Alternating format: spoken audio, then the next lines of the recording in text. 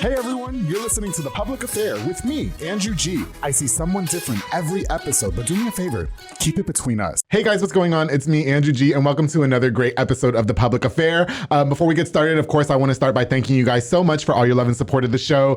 We've been going strong for so long, and I'm just so honored and proud of how well the show is still being received over a year and a half later. You guys are truly the goats, and I completely appreciate it. Thank you guys so much. Of course, to my team at Rogue Media Network, Mike and Allison, who work so hard to make my episodes look and sound as great as they can. You guys are the best, and I truly appreciate it. Such blessings.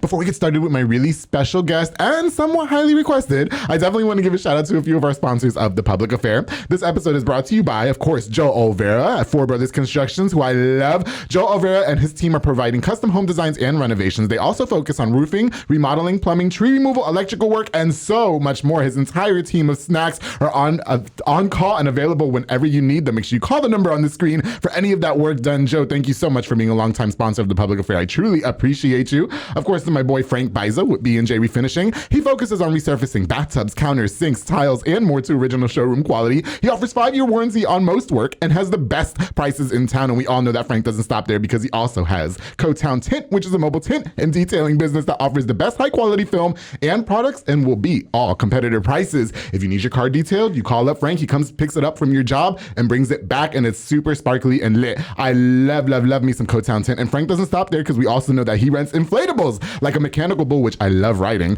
a margarita machine, tables, chairs, and a foam machine, and more, making all your parties lit. Basically, if you ask Frank to do it, he says yes. Frank, thank you so much for sponsoring this episode of The Public Affair. I truly appreciate you, bro. Of course, to my boy David Santabanez, the #1 sales agent at Alinea Real Estate. He'll help you buy a home or sell your home. Make sure you follow him on Facebook at David with Alinea, or call the number on the screen, darling, for all your real estate needs. David is helping you buy and sell your property. Every time I log onto Facebook, he's helping somebody else out, and I love all his success. Thank you so much for sponsoring this episode, bro. I truly appreciate you. Of course, to Pee Wee's Crab Cakes on the Go with my girl Anika Armstrong, which has become my new obsession, serving the most authentic Cajun cuisine with a wide selection of signature crab cakes, pasta, seafood, and more. Their top recommended is the Southern Fried Catfish Special, served with seafood pasta and potato salad and 6 fried shrimp. Fish is topped with Houdat sauce, and I'm not telling you what it is because you got to go figure it out at 108 Jim Drive in Hewitt. You can order online at orderpeeweescrabcakesonthego.com. My favorite, of course, are the seafood tacos and the chicken tacos.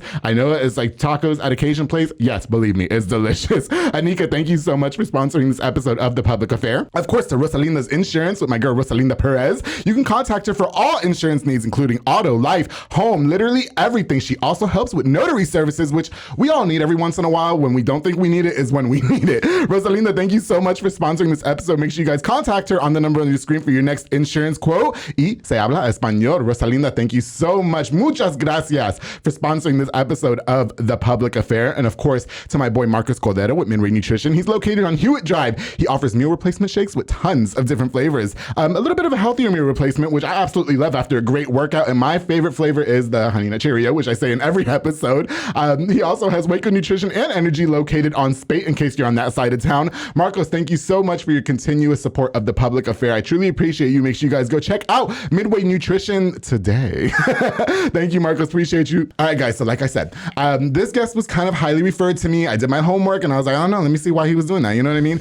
I kind of feel like there's a story, and I really didn't ask him too much before he came on because I'm going to get it out of him now. He also was spectated, or he brought his nephews with him. And I said there's a lot of cursing, but then I didn't really think about that because they look like they go to university and they curse all the time. So anyway, without further ado, I would love to welcome, and who just came in from out of town and just graduated college, Mr. Ulises Rosas, to The Public Affair. How you doing? I'm doing well, Good. Super excited to be I'm really happy that you're here. When I said that I had to take off my jacket, I'm getting a little sweaty, darling. It's getting a little hot in here. Yeah. No, thank you for coming. You just drove into, well, we talked what, like a month ago? We did. And then you said that, you're going to be back in town in December. Yep. And so I had a whole reminder set on my phone for you to come. Yeah. And I was actually on my way to Las Vegas when I texted you. Oh, that's cool. No, we drove, which was not cool. I was so boring. Holy shit. We run out of shit to talk about for 17 hours. Yeah. You know what I mean? And they're not gay. So it's like, you can't do anything else. And there's nothing on the way, right? There's nothing. It's desert and what do they call them? Joshua trees? Yeah. And like trailers, and it's disgusting and it's so boring. But then when you get to Vegas, it's cute. It sounds like driving to Midland. There's literally nothing out there. Yeah, okay. Nothing. It's So, boring. It's so boring. But no, Vegas was fun. And so, I'm really happy that you even remembered to consider coming on to the public affair. I really appreciate it. I like to reach out to different kind of people. Of course, like you run a Raising Cane's, which I love Raising Cane's. Awesome. It's a little bit out of my diet plan. So I try to eat it like on the weekends, but I do love some Raising Cane's. But, I was told by several people that, Ulises has a pretty cool story. You know what I mean? So I just wanted to see what it was all about. So welcome. And can you introduce yourself to us, please? For sure. My name is Ulises, of course. Lived in Waco for about 18 years. Okay. Moved away, went to college. And then I actually met my wife I think it was 2015, 2016. In college? No, I actually met her here in Waco. Oh, here in Waco. I would come home all the time. Okay, gotcha. Like every weekend, every other weekend, I would come home. I was going to say one of those college parties gone wrong. No, or right, in this case, gone right. Yeah, gone right if you think about it. Sometimes they go wrong. Most times they go wrong. I've been there, done that. All right. Yeah. But when I went to college, I actually started at Cane's. Okay, gotcha. Had nothing going on, literally. Had no money to bank account. Cane's. Yeah, I was like, fast food. Come on. And they actually opened the first one in Arlington. And I went to apply. Ended up getting the job and, was making $8 an hour and kind of, went from there. Right. Went to another Raising Cane's, got promoted. Okay. And then, so I was operation manager, met my wife here in Waco. Right. And they had the opportunity to open a Raising Cane's here in Waco. Yeah. So I was like, I want that. You want in on because you're from here. Yeah, for sure. I want that. So I tried, got it. That's when I ended up moving back to Waco. Oh, okay, got and then you. the family started, ended up having the kids. Yeah. Had 2 little girls. Oh. Zoe and Aria, which is pretty cool. Like I wanted a boy. Like when I tell you I had shoes saved. Do you still not have a boy? I have a boy. Oh, you have a boy now. I have a boy. Finally. So now we can stop. A month ago. Yeah, we're done. I bet that gets really tiring. We're it's done, like, shit. My bank account and the amount of kids I got, it's not adding up, So I gotta cut it. I gotta cut it off. Okay, got you. Yeah. But yeah, we got a boy last month. Yeah. His name's Luca. Oh. Super excited about that. Yeah. So that's a pretty unique name. It is. Yeah. So we went with the 4-letter name. So my dog, his name's Espen. So ESPN. Oh, okay. Yeah. Like the news channel. Or no, the sports channel. Excuse me. Yeah. Same thing. My lifestyle showing. We watched ESPN in Vegas. Go ahead. Oh, did you? Oh, okay, cool. There was a football game. I love ESPN. I don't watch that shit. No? No. Do I look like I watch sports? I watch, I was just telling you, my best friend's wife is cleaning my house right now, and my internet tab is porn because I really hope she doesn't click the internet tab. But go ahead. That's funny. She's not going to. I left it on YouTube for her. But anyway. Until she swipes left. She's like, Andrew, what the hell? I'm sorry. But no, she was on. So we had ESPN. Okay. Then we have Zoe, which is a 4-letter name. And then Z-R-E-Y. Yep. Okay. Aria, A-R-Y-A. Okay. And then now Luca. Why 4-letter names? What's the purpose? It wasn't really a purpose. It just kind of fell into it. It's just how that happened. So yeah, we had Aria, we had Zoe.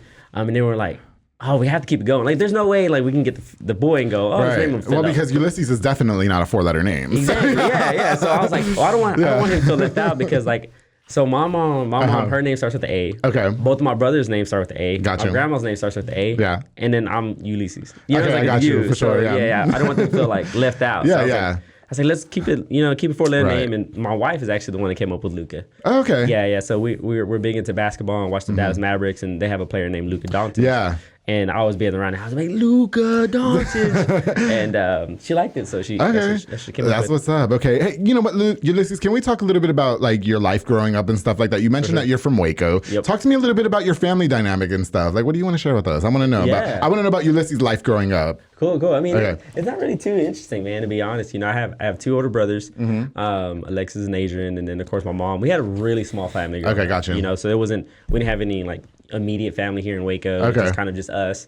My parents my mom came from Mexico. She came across the border, right? The old-fashioned way, not the right way, but the are we talking about like she was invited to a wedding type shit? Yeah, kind of. Or she crossed the desert. She crossed. I had a guest on here, Sarahi, who said she crossed the fucking desert. I didn't know it was all that. Yeah, she crossed it, man. But I'm just grateful she did it because she literally gave up everything to come here with nothing and give us the opportunities. So it's kind of cool and watching her work and because that's all they did. Right. I mean, our parents worked really hard for not a lot of money. Okay. So they just grew up and went to I went to Providence Heights, which is like a block away from my house. Then we went to Carver. Then we graduated from Waco High. Oh, got you. Where I went to for. Oh, so they're not from university? I'm just assuming shit. They go to Waco High. They go to Waco High. Yeah, well, they curse too. We were just talking about that, right? Yeah, man. Yeah, they fight and everything over there. They put a fence around it. Did they really? Yeah, I didn't know about all that. Yeah, man, they got a fence around that. You can't leave. They made a little prison. Yeah, I got you. It was cool, man. It was cool growing up in that kind of like environment. And, okay. For us, like, I mean, we didn't have a lot, but at that time, you didn't know, right? Like, you were growing into it and you didn't know what you had. But now you look back and be like, man, we really didn't have as much, but we still had fun. Okay. And that's what matters. Yeah, you mentioned your mom a lot. Are they together, your parents? Or? No, they're separated. So did you grow up like in a single parent household? No, they were actually, I had my stepdad actually involved. Oh, you had your stepdad? Yeah, I had my stepdad. And he was a big part of my life growing up. And, really? And then they split up when we were older already. Okay, yeah. So, yeah, So is the real dad, is he kind of just not? No, he's not in the picture. Do you ever speak with him? No, never did. Never wanted to, actually. So have you ever met him? Like, no. I wonder what that's like. I met when I was like little bitty. Okay, like, got you. 1, 2 years old. 3, I think is like the oldest. But like I don't remember him at all. But I kind of don't want to remember him. Really? Like just the way everything happened and they went through some stuff. It just for me, it just felt like there's no, like, my dad was my stepdad. Okay, got you. Like that's who I looked at. And that's all I cared. Like if he was in my life and I knew him, I didn't care about anybody else. Oh, got you. Okay, so you're still close with your stepdad though. Yeah. Okay, so but like with the real dad though, I mean, like, is he even around here or? Well, so he was actually from Mexico. Oh, okay. So that's when she came across and came over here. Okay. And she brought my older brother with her. Right. And then they just kind of, that's why she decided to do it. She wanted, she didn't want that life anymore. So she left him and came was he like the fast life kind of guy? Yeah. Those are the best ones though. You know what I mean? Yeah. The best ones. Like, I can't wait to be a kingpin's man. You know what I mean? Where my man's selling cocaine and I don't have to work, so it doesn't even fucking matter. I'm at the pool. You know what I mean? Yeah. Not to insinuate that that's what your dad's doing, allegedly. You know what I mean? But I guess if he's all bad news bears, you don't want anything to do with it. Do you think that it will affect you as a father yourself? Like, I mean, because you really didn't, like, I always feel like, yes, you had the stepdad or whatever, but I was, I guess, fortunate that my parents stood together, and they're still, I don't know how, because they fight. Awesome. Well, it is great, but they fight like two grown-ass men, which is fucking crazy, and I love them. But that's how you know they love each other. I guess. That's how you know. Damn. I mean, well, my dad wasn't, selling cocaine in Mexico either, but because we're definitely Puerto Rican. But I always feel like there has to be like a kind of void in your life when like your biological parent isn't there. Is it something that you ever struggled with growing up?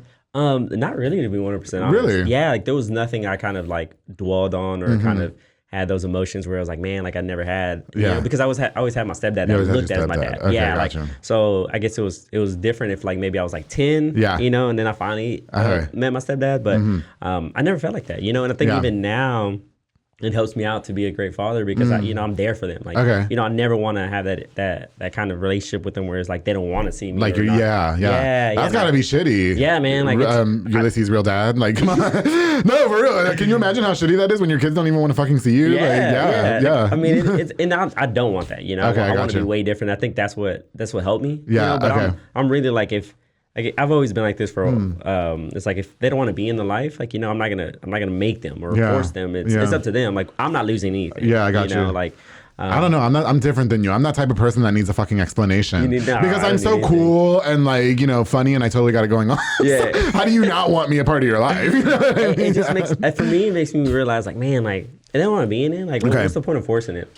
No, but you do make sense. That makes a lot of sense. Do you think the same thing can be said for your? I mean, you have two brothers. Do you have a sister at all, or? I don't have no sisters. You don't have no sisters. Okay. No. Do you think the same thing can be said for your brothers? Like, I think my older brother. He wasn't. He didn't care at all. Yeah. But my middle brother, I think he wanted to know him. Okay. And he's a little different than I was, but he was also older. Yeah. So, he was, I think, 5 or 6. So he kind of remembers a little bit more than I do. Okay. But for me, you're just like, okay. Do you think that might change in the future though? No. Like, you know what? No. That was quick. I can care less. Yeah. Honest. If he cares, he don't. If somebody doesn't care reaching out to you, right? Why should I care? No, you're right. Yeah. No, I got you. I often wonder because right.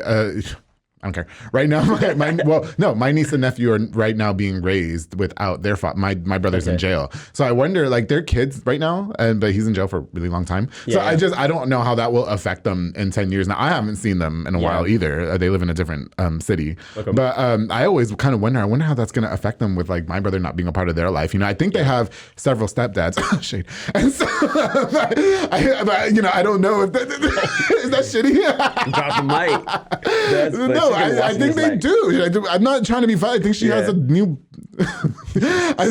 She's got a man all the time, which I don't. Anyway. So I would always wonder. Your brother's gonna watch this like what? No, but I wonder how that's gonna affect them. You know, with growing up, because like sure you have all these other men in your life, but what about your real dad? Not to say that, with my personal opinion and. Think he was as great a father anyway. You know what I mean? That's my personal opinion. I'm entitled to it. Whoever gets upset, I don't know what the fuck to tell you. Yeah. But that's it sucks to think. Like, I used to think I had it so bad because me and my dad, like, we fought like cats and dogs when I was growing up. Like, I couldn't fucking stand him. And now it's like, my dad's cool as hell. And all my friends, I think, like him more than me. And so, you know what I mean? Because he's like the very masculine version of Andrew G. Like, and I'm like his little bitch daughter. But now it's like, I often think, geez, I didn't have it that bad. We had such a turmoilous relationship growing up, but like you grew up without one. You know what I mean? So it really makes you see things in a different perspective. So for you, it's easy to just say like, I don't even. I don't want to deal with it. Yeah, exactly. But even though your mom and your stepdad are not together, you guys still are a pretty close relationship, would you say? Or? I think we did lose that relationship, a little bit. But I mean, I still look at him as my dad. You know what? But it doesn't seem like anything phases you because you came in with the biggest smile on your face. Like I was all stressed out this morning for some stupid ass shit. Like I couldn't. Anyway. No, man. Like I think that. You kind of live the life you live, and I've been really fortunate. Like, my life, the last, let's say, 10 years, it's rare that something goes bad. I got you. And like, I think when something does go bad or something goes wrong, like, I think I have too many good things going on or good things happen that I can't, like, dwell on it and say, man, like. The pros outweigh the cons. Yeah. Okay, so it's like, man, that's bad, but, look what else I have. Yeah. And I think when I look at my kids, it's kind of like, it makes it all worth it. Like, regardless of what's going on, like, they're healthy, they're having fun, they're safe, like. Why am I gonna be mad or like over trips and I used to tell that to this guy we're not friends anymore, but when we used to be friends and he would get so upset because he couldn't get a girlfriend. But like, damn it, like your dad pays for your college, you live in this house for free, like shit. A bum. Oh, sorry. That's your friend. No, he's not my friend. Okay, well, you hit the nail on the head, darling. Yeah. But anyway, we don't speak. But I'm saying, but bums need love too. No. Well, all the guys I end up fucking end up being bums. So I don't know how that happens. You know how to pick them. Yeah, but they're the best ones. But it's like no. When we were friends, I used to tell him like I even had him write down a list one time. Like why don't you really write down what's good in your life and then the one bad thing that you couldn't get a girlfriend. You know what I mean? That causes you to do all these extracurricular things is how we'll put it. You know what I mean? Like why don't you do that? And he did it once and it worked. And then I don't know. We haven't spoken to him in like a year and a half, but whatever. Anyway, that's neither here nor there. And so well, you know what? So I want to get straight into it. We mentioned that you run a Raising Cane's. So I do. Do you own it or do you run it? How does that work? I run it. I'm a partner with the company. Okay. Let's start about how you ended up leading to run your own Raising Cane's, because a lot of people use. I would say that's fair to say that's fast food, right? It is. It's fast foodish. I don't eat a lot of fast food anymore. And so but a lot of people use fast food jobs like as a stepping stone. They do. Okay. So you made it into this full blown ass career. I did. Can we learn about how you ended up running your own Raising Cane's? Yeah. It was pretty easy, to be 100% honest, but I think the road was kind of cool. Yeah. The way I did it, because a lot of people look at it like.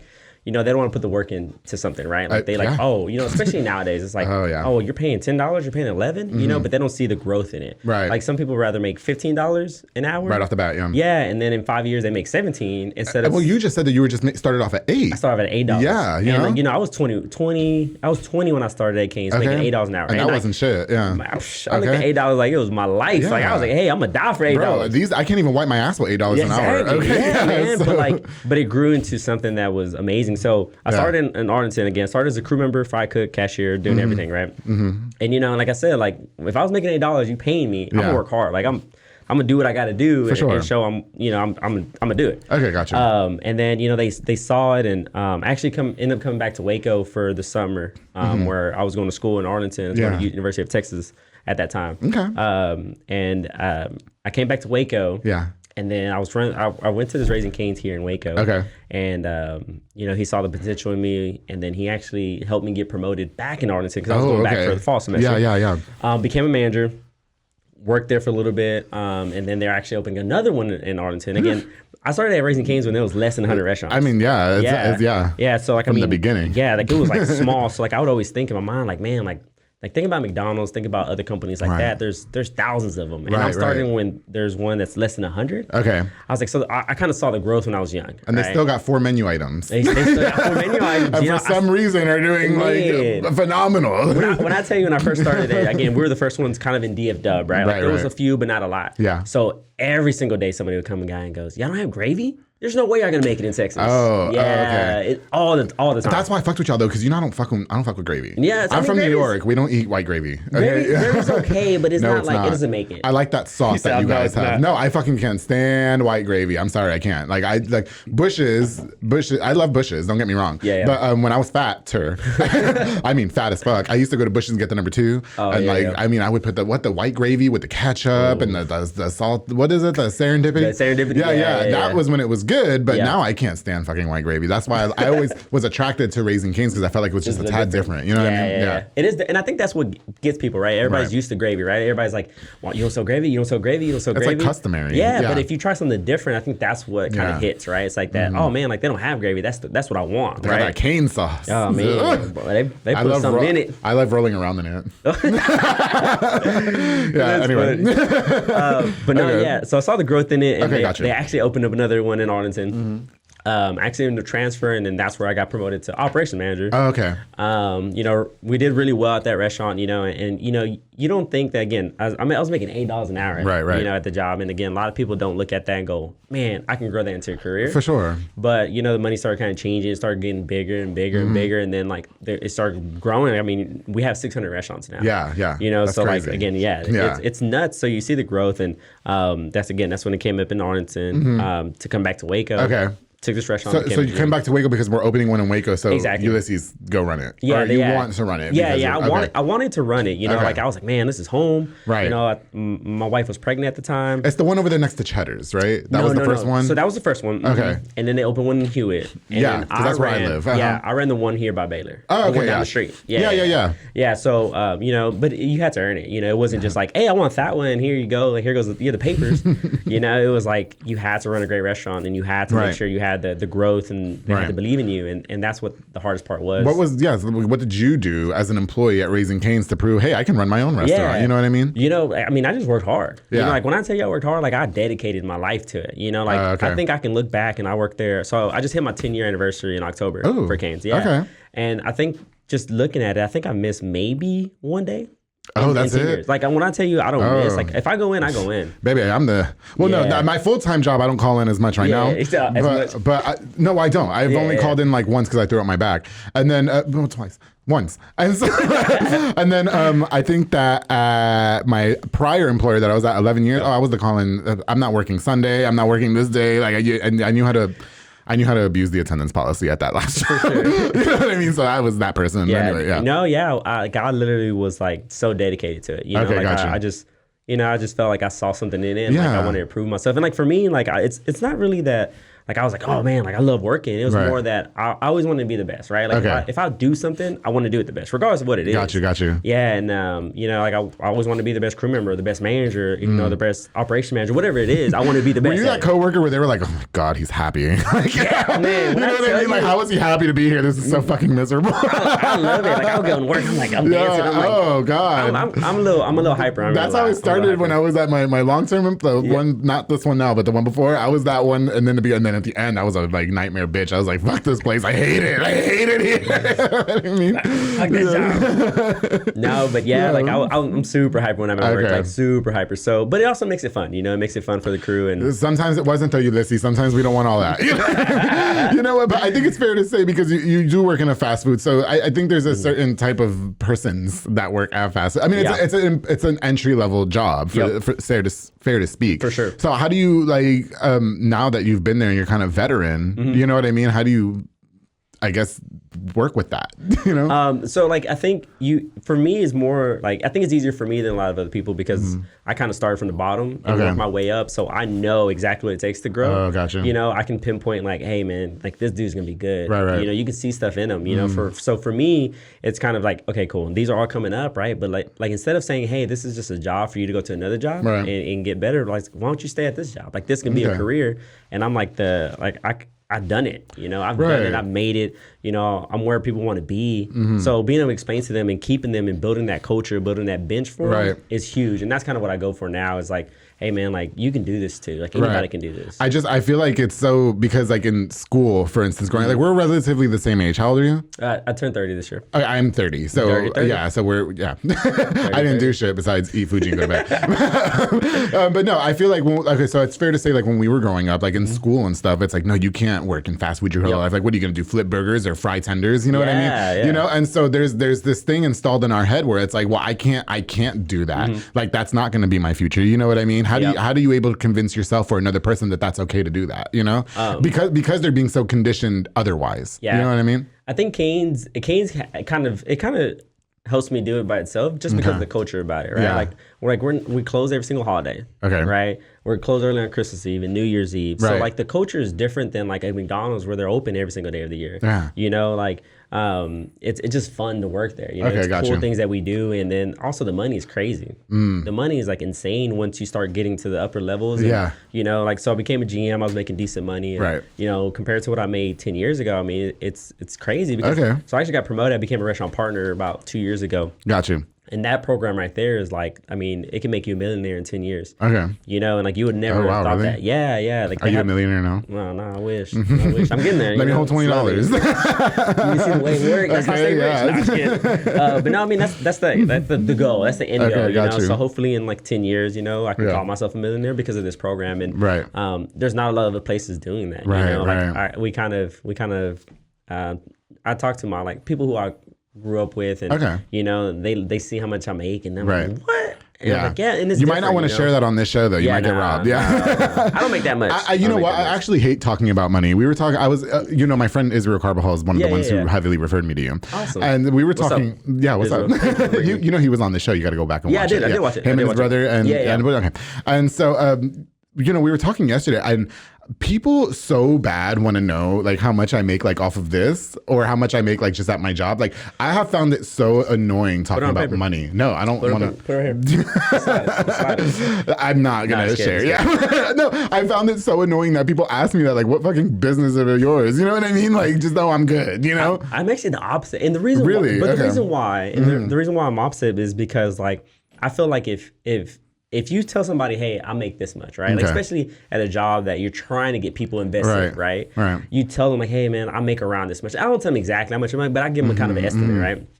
And they kind of buy into it. Because a lot of times they look at it, it's like, oh man, you probably don't make that much. You know? It's like, man, oh, because they think you work for Cane's and it's just fast food and they're like, oh man, you don't make a lot. And sometimes you know, like I can tell somebody, like I'm like, hey man, I make this much, but I only tell them if I know that they can grow. You know, like it's worth it. Like I'm not just wasting my time and telling you. You know, like I want them to be invested in companies so I can promote them and build them. And you know, I actually have a few people when I moved to Midland. They opened that location. They gave me an opportunity to go run it, so I did it, and I took his name's Andrew Gonzalez. He was my shift manager. There's only one Andrew G though. There's only one Andrew G. But no, he was actually the first crew member I hired for this location here in Baylor. First one I hired. I have to go visit. Come visit. Well, he's in Midland now. Oh, he's in Midland now. So he came with me. Yeah, so he came in because he believed in me. You know, and it's cool. It's cool to kind of have that that kind of father figure in a way for him so he's to be able older. to believe in me. No.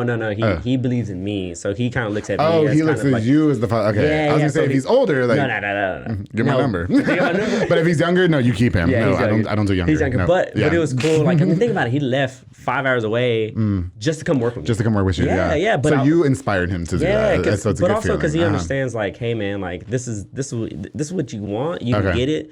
You know, and I actually promoted him out there. So now he's my operations manager. Hoping to get to the goal of where I'm at. You know, but you know, that's the person I told how much I make. You know, because he sees it. He's like, man, like I'm working towards something. Yeah, I'm working towards a purpose, and this is what can happen if you work hard. So that's the reason I talk about it. And that's so interesting for you to like discuss too, because like I always tell people like, I think your happiness comes first over money. And like I had, I've shared it. I had left my full-time job to go full-time at the radio station, and then that didn't work out, and I wasn't making shit there. but I was happy, you know what I mean? Because I was doing something that I liked to do, you know what I mean? And then now I'm not there anymore. But I always tell people like it doesn't even matter how much you're making, because my job prior to my full-time job now, the one that I was at for 11 years, I was making decent money. Like I was there for 11 years, you know what I mean? So I was making all right money, but I wasn't happy there neither. You know what I mean? So I think it's pretty cool and interesting for you to notate or say that even at a Raising Cane's, not to make it sound like it's some type of way, but you're happy there and you're making really good money. You know what I mean? How much creative control do you have in running your store? I mean, because like, is there like a set standard for who you can hire? Like you have to hire this person, or you know what I mean? Yeah, because like I feel like we're not going to name any other fast food restaurants for legal purposes, but I feel like those, since they're entry level jobs, they just hire anybody, and sometimes it's really shitty and sometimes it's really not. You know, how do you not do that? Like, so I mean, I think I've been doing it for a while now. So for me, it's more like, I mean, you have control of who you hire at the end of the day. Like if you think they're gonna be a great. So they're not saying, but you have to hire this person. Like no. Okay, gotcha. They're not telling you exactly who to hire. Right. But then again, like I think you have to have the same kind of mindset that Cane's has when you're running a restaurant. And you have to be like, okay, cool, this guy would be great for Cane's, right? Or this guy might fit in great with the crew, or this might be their first job, or for sure. They're just looking for a chance. Yeah. So I mean, you have a lot of control of who you hire. Okay. For me, I look at a lot of people who need a job, or maybe who wouldn't have that many chances, or maybe first job. Yeah. Cane's a great first job. Right. So. It looks like it could be a really good long-term job too. Man, dude, when I tell you, man, it's crazy. It's crazy. But yeah, it's making cool. me want a number 2. Oh, you don't have number 2s, right? Wow. But excuse me. Hey, I told you I don't eat a lot of fast food. My friends love Cane's, but like they go all the time. And but no, you have the 3-piece and the 3-piece and the 6-piece. Yeah, the 6-piece. Anyway, just continue the Caniac combo. No, it's funny because when we're pretty new compared to a lot of other places, right? So people come like, can I get the number 1? And we're like, the what? Right, which one is that? Like, which one is it? And they're like, number 6 or the number 5. I'm like, what are the numbers on the menu? There is no numbers. Yeah, there's no numbers. Okay, got you. But yeah, like this the box combo, Caniac combo, 3-finger combo, kids meal. It's simple. It's really simple. Yeah, and you know what? I'm not 1% that substitutes the toast for 2 coleslaws. You get 2 coleslaws? I do. But the coleslaw is really good. It's so good. I love your coleslaw. Oh my God. I want to roll in that too. Yeah. I'm telling you, taste buds are messed up on some people, man. No, for real. I can't stand. Yeah, I bought a couple of the guys that I bought lunch for one time, and they asked for Caniac combos, those big ass ones. Yeah. Spent about $40. I was like, oh shit. But I'm not making that kind of money. But they wanted the 2 breads instead of the coleslaw, which I thought was like disgusting, because I love y'all's coleslaw. I don't know what it is about it that just tickles my fancy, Ulises. I just don't know. I love it too, man. When I tell you, I get it. Like I'll get 2 of them, put them in a little bowl, and eat them. Just like it's so good. Like people sleep on it. They really are. Do you find yourself in a lot of challenges running a store like that? Oh, for sure. Okay, let's talk about it. Yeah, I mean, customers, they're bitches. Customers are tough, man. Customers are tough. I'll say it for you. Man, that's tough, dude. It's crazy. I think, some people are just, they just feel like they're entitled more than some other people, and you kind of get that vibe off of them. Which is so weird, because you only have really 4 menu options. It's like, you really can't mess it up. Dude, you know what I mean? Dude. And then I think the biggest thing is like we charge for cane sauce. And, do you really? Yeah, because we make it in-house. Like it's not a thing where like we just order it and it comes in the package. Like we literally make it every single morning. We make it. Okay. So we charge for it. What's in it? Are you gonna tell us? The magic, the foot and everything. No, it's good. I mean, I can't. I want to know what kind of magic's in it. It's good. It's good magic. Keep eating it. Yeah, I got you. But no, man, that's what we charge for it. That's what we charge for it. Okay. But no, it's some good stuff. I'm not allowed to pay for it. I'm sorry. I asked already. But no, yeah, man, they flip over that. They're like, it's a condiment. It's this. Okay. Because you know what? Like a lot of other restaurants that we again will not name they will charge like the 35 cents for the barbecue sauce or something like that. You know what I mean? So I guess I guess it's fair to, I mean, at the end of the day, it is a product. You know what I mean? But I'm that person too, like, oh, you're going to charge me extra? You know what I mean? Like, goddamn, you know? Like, I understand you, like, not wanting to pay it, right? Like, oh, man, it's cool. But the part that gets me is, like, when they get mad about it. Okay, I got you. You know, it's like, man, like, you know, we're not forcing you to pay for it. Right, you know? right. But nobody goes to your job and go, Andrew, let me get that mic for free. Yeah. I was on the show. You know, it's like, okay. Well, it's not my mic either. It's Mike's mic. I rent this studio equipment, yeah. But no, it's kind of like, man, like, but I get it, you know, I definitely understand. But yeah, man, the customers, you know, but then again, they're the ones that keep you open. So. I got you. Yeah, and you know, with that, you know, also dealing with difficult customers, I'm pretty sure that there's a certain level of maybe stress or like something weighing on your shoulders that goes into building a good team of employees. What tactics do you use when doing that? Because a lot of times I'm sure you're hiring teenagers, it's their first job, they don't have really good work ethics, you know what I mean? Yeah. And a lot of people these days, which we should touch into too, don't want to fucking work. That's true. One of my really good friends runs a Peter Piper Pizza, and he says, I can't get nobody to work here. Yeah. Like, what is going on, Ulises? Man, I think a lot of times for me, it's more of the culture piece about it, right? Like you want to work with somebody who you want to work for, right? And you will go in, have fun. It doesn't seem like a job in a way, right? You know, you're just kind of hanging out with some friends, and that's kind of the environment that I kind of go for is like the culture piece. Like that's what I'm huge at. Yeah, like, it's the culture. Like when you work with Ulises, you know, you're gonna get somebody that works hard. It's because fun. Like I'm not the manager that's gonna be like, hey, y'all go do this. I'm just gonna go over there. Like I'm working with you. You know, when it's Are time you to get saying there's down. other managers that do that? Oh, 100%. Like, they do. And At your store or not? No, ours. Okay, No. But there's like other company concepts. You know, they're like, man, I can't hire. I'm like, well, do you want to hire? You know, do you want to work for yourself? Right. You know, so you have to build that culture and build that kind of like. That bond with the crew to be able to be wanting to work for you. Like they want to go in, they want to, you know, and again, that's why I talk to certain people about Canes because it builds that culture piece. It builds that like, man, like I want to get promoted or I want to work hard, you know, and they kind of buy into you, and that's a huge thing. And then also flexibility, you know, I think that's a key right there. It's like being able to ask for days off, you know, and be able to not worry about, oh man, we're short staffed. You can't have that day off. We need you that day. You know, when it's like, man, like, baby, you want to give them those days off. I don't ask for days off. I'm not coming. You're like, I'm not coming. Do what you need to do, but I will not be there. I tell that to all my friends, Ulises. It's like, listen, we shouldn't. I get that it's a job, and you know, we're at this certain level of like, you know, we have to make ourselves available and stuff. But my time is valuable too. And if I just can't come to work, I really don't feel like I owe you an explanation. Number one, number two, I don't request days off. I'm letting you know that I'm not coming. I used to talk about it with my coworker Chrissy at Power 108 when I worked at the radio station. We used to talk about that same thing because we both agree. Yeah. Is it when you request it? Is it because they can approve or deny it? Right. Kind of thing? No, I just don't. You just don't. I'm letting you know. You can approve, deny, whatever the hell you want. I'm just letting you know. But it's also fair to say too, I'm also not one of those people. I did at my prior employer that I was at 11 years. I was requesting days off like a mother, or you know, just taking days off. But you know, these days I've definitely learned to kind of just like, you know, stop that because I'm older now. You know what I mean? But no, like I always say that I'm not requesting shit. Like I'm letting you know that I'm not going to be here. What are you going to do? You know what I mean?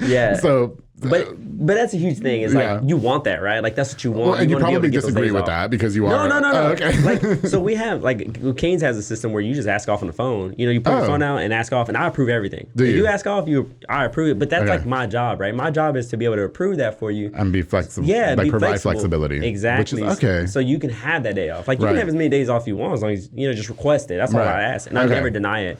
And that's what a lot of, I think other places you get them, they're like, man, I try to ask off this day or like I want this day. And like, no, I need you. And it's like, man, like, yeah. Do you get them 2 a.m. phone calls? Oh man, 11, 2, 3, 4. I get calls crazy. Sometimes I wake up and like, oh God! But what about? But let's not even act like we weren't a part of that crew. I mean, we're the same age. I've definitely gone to work in the past, hungover as fuck. Oh, bro! 1 hour of sleep, just like this in the bathroom. Right. So, when I was younger, man, there was some times where I went to work. I was like, man, I'm pretty sure if I did that test, the sobriety testing, I would have failed. Yeah, for sure. I was making salad one time. I've never been to work drunk. I will say that. No, well, yes, I've been on the radio drunk. I have absolutely. That's different. Yeah. But that was a night show. Excuse me. It was like 8 o'clock at night. Wasn't nobody listening anyway. And so, you know what I mean? I was like, oh yeah, I just got from this quinceañera and lit as hell. You know what I mean? But nowadays, I've never been to work drunk, but I've definitely been to work hungover as hell. Yeah, you know what I mean? Sure. And so, would you rather your employee come into work hungover as hell, or call you at 3 o'clock in the morning and say, I'm not gonna make it? I think call. Because, you know, like, again, we work with fryers, so we work with oil and stuff like that. So I'd rather be safe than you know, come in and, you know, you're still stumbling and this and that. The perfume's still in your hair and shit. Yeah, it's kind of rough, man. But, because, I mean, even though you're hungover, like, you know, sometimes you're still a little bit intoxicated. You know, like, sometimes. You know, I don't want them around there.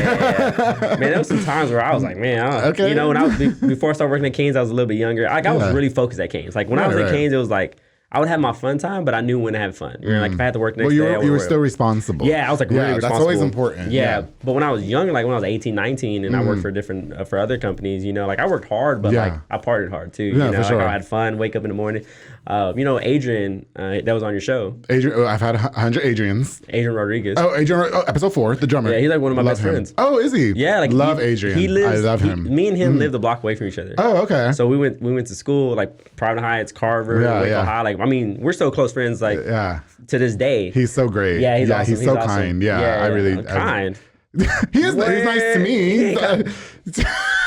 No, I do see him. No, I do see him popping off at the mouth on social media sometimes. He is. You can tell he's very passionate about things that he says. He deletes my comments. Oh, does he? He deletes my. Oh, because y'all be fighting. Yeah, I'll post. So like he'll post something, and then I'll post something like he has some misspelled words in there, like some grammar issues, and he hates that. He hates when other people do it. Yeah. So I go in there, I comment. So you're just fucking with him. Yeah. He'll delete it, and then I'll send him a screenshot like, "Bro, you gonna delete my comment?" Yeah. But no, me and him are super cool, man. Okay, and, me and him will have some good times, man. We went out and party. I'm doing a hosting with Amplified Entertainment. Actually, I don't know by the time this episode comes out, it would have passed already.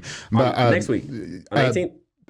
Your episode. This is probably the first episode of the year, if I'm not mistaken. Will probably be in 2022. Let's go. But yeah, I think this is the first episode of the year. Yes, it is. And so, guys, mind you, I'm ahead. So like, it hasn't even been Christmas yet. But but no.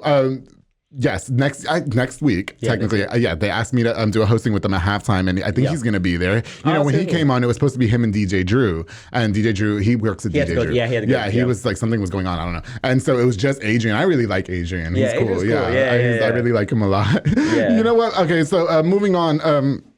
You know, as a restaurant owner or a restaurant runner or whatever you call it, you probably had to. We mentioned the bitchy customers, and so you probably get the bad reviews a lot. So how did that affect you? Because you're one of those people who love your job and you're all happy-go-lucky about your job, and I love my job, which is very far and few between these days. And so, you know, how do you deal with that when you get the negative comment all over the internet? At first it was tough, you know, because you get them within your restaurant, right? Like you see a lot of them within your restaurant. Like if you complain, you see the comments. Like like you'll get an email and all that stuff. At first it was tough, you know, because you always feel like, man, like, no, we did right. It was fresh, right? But then later on, I kind of started seeing it as like, man, like they're just giving us feedback, and you take it as feedback, you work on it, you know, and you just kind of grow from it. I bet mind your business. Why you even said that? Just eat your food. You're just mad because I charged you 35 cents for Caniac sauce.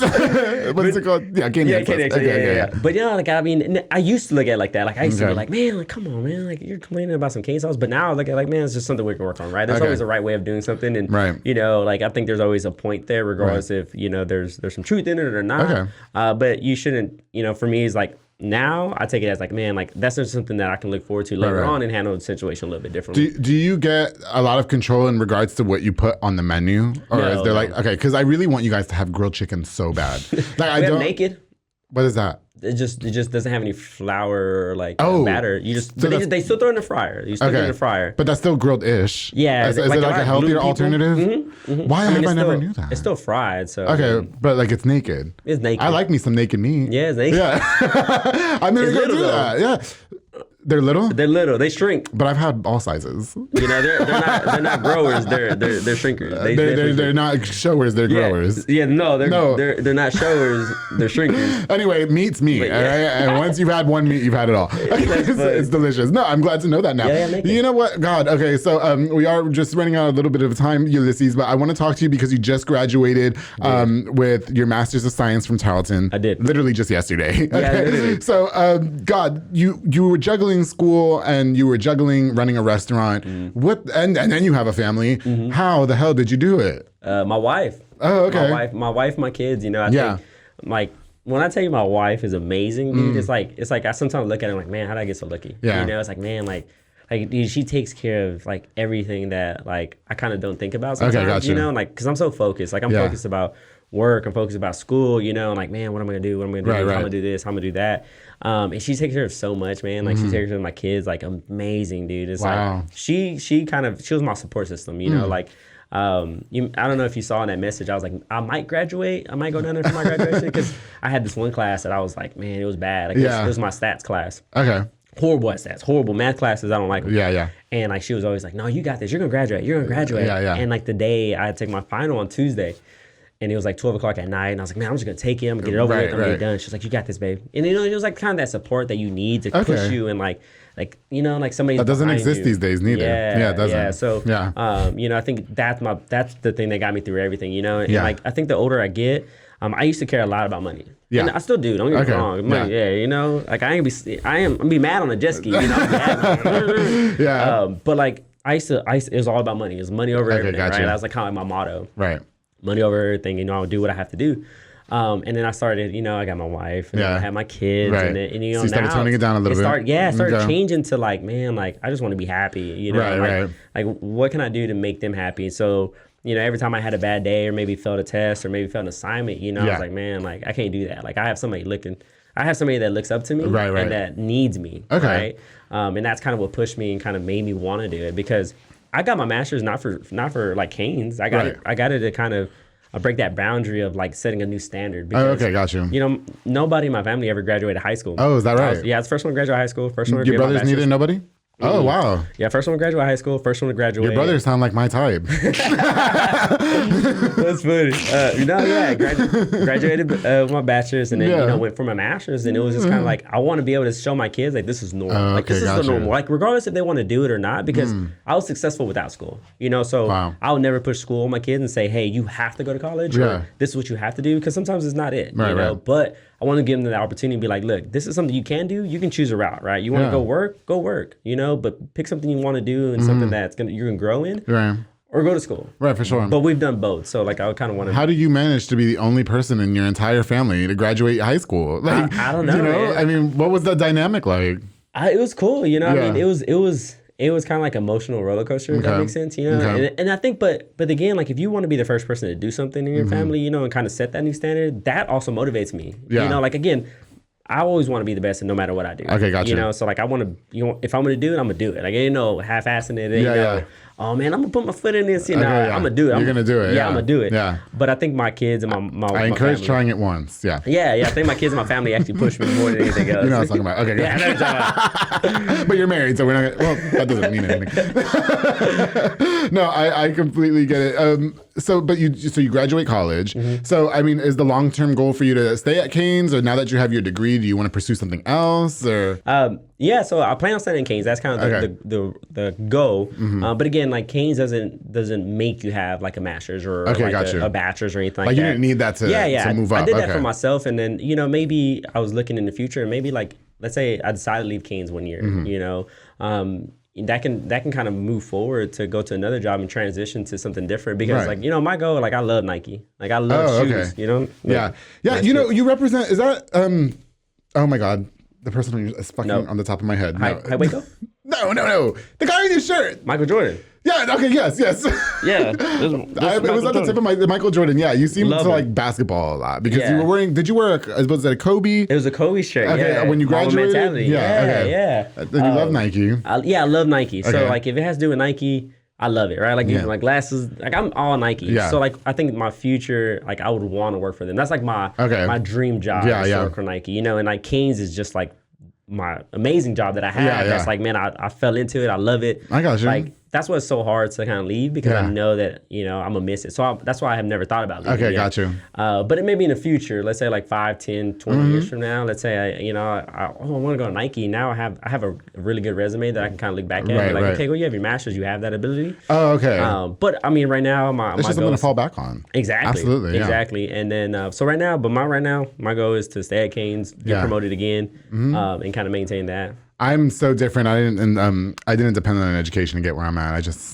Use my boyish charms. I didn't either. Like I tell you, I became a GM before I got my bachelor's. Oh, okay. So I just graduated high school. But it's good that you have that though. You know what I mean? So not to take that away from you, but I think that's really great. And then, just one last question, because you do run a Cane's in Midland. So do you get free Cane's? Is your family tired of Cane's? Like, I'm tired of Cane's. Because my wife always wants it. Because Cane's sounds good right now. Me and my producer are just talking good. We're like, we gotta get some Cane's. Yeah. So I worked for 10 years. So it's not that you get tired of it. It's just that like, you just want something different. Like, you can eat it and it tastes really good. Yeah. But like, you'd rather have something else if there's an option. Right. And my wife's always like, bring some Cane's. Like, I'm not cooking. Bring some Cane's home for dinner. Yeah. Bring some kids. I got you. And then I know I have to eat it because she's not gonna. I'm like, man. But you can go to the Cane's like right here and be like, excuse me, it's me. Like, do you have like this card? Like, how do they know it's you? Well. Like, do you just go in there and then you say? I pay for everything. I pay for everything. Do you? Oh, okay. I pay. You don't go in there and say, I'm Ulises. No. Anyway. I wish. I guess we'll keep it at that, right? Hey, we'll keep it between us. Yeah, keep it between us. Exactly. Well, Ulises, thank you so much for coming on to this episode of The Public Affair. I really appreciate you coming in. I know you just came in from out of town. You probably have a really busy weekend ahead of you with graduation. I'm sure that, you're going to party. I don't drink a lot anymore, so I'm sorry. Otherwise, I party with you. Last time I drank it was in September. Oh, really? Last year. Okay. Well, excuse me. I did just get back from Las Vegas and got super litty kitty on Fat Tuesday. I did. Once in a while, it's not too bad. Yeah, it's not once in a while. Every once in a while, it's not bad. But I used to do it every weekend. I was like, fuck that. And then, I lost a lot of weight. So, so fuck that. But Ulises, thank you so much for coming on to this episode of The Public Affair. I truly appreciate you. I'm definitely going to get some Raising Cane's after this because I am starving. And I'm recording back to back today, actually, too. I have a bit of a break. So I'm definitely going to get some. Thank you again for coming on. Thank you, everybody who watched this episode of The Public Affair one last time. Ulises, I really appreciate meeting you. I appreciate you coming on to the show. You really, really did a great job. So thank you. I appreciate it. And you made us all hungry. I'm glad. We might have to give away some Raising Cane's. We should. We should, right? Work on some. Let's talk about it. I'll message you. Yeah, okay, gotcha. Before we end this episode, I definitely want to give a shout out to a few of our sponsors of The Public Affair. Of course, to Julian and Ana Banda with Banda's Hauling Service. They rent dump trailers. You fill it up and they haul it away. They also do junk removal and tree brush removals and haul cars in and out of town. So since, you live out of town and stuff, if you need your car hauled, you're going to call Julian and Ana Banda with Banda's Hauling Service. You can book now with the number on the screen. They're another ones that have been super busy. Every time I log on social media, they got some more work, and I'm really proud of them. So big congratulations to you guys. I'm truly, truly happy for you. Of course, my boy Sid Rodriguez with Elite Barbershop located on Hewitt Drive. You can download the Cut app or call the number on the screen to book. They also have Marcus Guerrero, Chris Reyes, Santos Cordova, D-Rod, and Isaac over there making you look super snackish. I love all those barbers. I love walking into that barbershop and knowing that every single one of those barbers can put hands on my head and make me look super snacky. I love, love, love Elite Barbershop. Thank you guys so much for sponsoring this episode of The Public Affair. Of course, the Soko Soccer Academy with Dominic Gutierrez and Ariana Gutierrez located on Franklin Drive. They offer team, small group, and individual skill training. They also specialize in soccer training with Dominic, and Dominic is making all your kids the next soccer star. Make sure you follow them on Facebook at Soko Soccer Academy and at Soko254 on Instagram. I actually sponsor the Soko Soccer team, and every time they play a game, they win some championship. Tonight, we're having the championship party. They asked me to make my famous baked mac and cheese given to me by my aunt. The ingredient was given to me by my aunt, and that's what we're going to do tonight. So congratulations to the Soko Soccer team for all of their championships that they won. They've got like 20 trophies. I just go to the games and Thank you guys, Soko, for sponsoring this episode of The Public Affair. Of course, to my boy Jeffrey Monreal with Pollo Box and Audio, home for all your LED needs and auto accessories. He also focuses on installation of stereos, door speakers, and audio systems. He also does building custom subwoofer enclosures, and much more. Definitely a jack of all trades, your one-stop shop to get everything done in one roof. Jeffrey has definitely pimped my ride, and you are next. Make sure you hit up Pollo Box and Audio for your next auto accessory. Jeffrey, thank you so much for sponsoring this episode of The Public Affair, and of course, we can't go on without thanking Junior Banda with Fat Boy Michelada and Botana, who provides the best Michelada and Botana plates for yourself or for a party, locally operated, so make sure you get the best and not the rest. Make sure you check out Fat Boy Michelada and Botana's Facebook page for their menu of items that they have. He's always got more and more on the way. He was actually on this show and made a lot of people hungry, and it's delicious. I love me a botana tray. Junior, thank you so much for sponsoring this episode. Again, thank you guys again so much for watching. Another big thanks to Ulises. Best of luck to you in the future and everything that goes on. You just got your master's, you're running a cane. It sounds like you're on top of the world. Go take a vacation with your wife and have hot sex. And don't forget, darling, to always, at my open water bottle, keep it between us.